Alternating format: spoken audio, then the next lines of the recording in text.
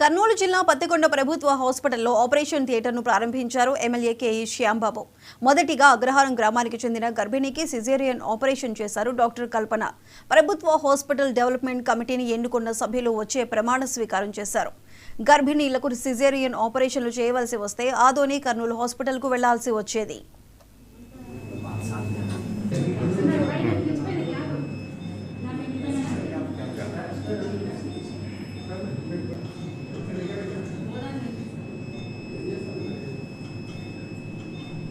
మరి caesarean operation ఎప్పుడు చేయాలంటే మనం ఆతోనికెళ్ళి లేకపోతే కర్నూలు లేకపోతే గుంతకల్ దాకా ప్రయాణాలు చేసి కష్టపడి మరి పోయేటప్పుడు ఖర్చు పెట్టుకుంటా ఆడ ప్రైవేట్ హాస్పిటల్లో ఖర్చు పెట్టుకొని మరి వాపస్ రావడానికి ఇవన్నీ తలకాయ నొప్పులు చాలా ఉండేది. ఇప్పుడు అవన్నీ లేకుండా మన పత్తికొండలోనే మన డాక్టర్లే ఇక్కడ ఆపరేషన్ చేసే సౌకర్యాలు, ఆపరేషన్ థియేటర్ కూడా ఓపెన్ చేయడం చాలా అందరికీ కూడా కంగ్రాచులేషన్స్ చెప్తున్నాను. ఈరోజు ఫస్ట్ ఆపరేషన్ చేస్తారు, మగ పిల్లలు పుట్టారు, పిల్లోడు కూడా చాలా అందంగా ఉన్నాడు.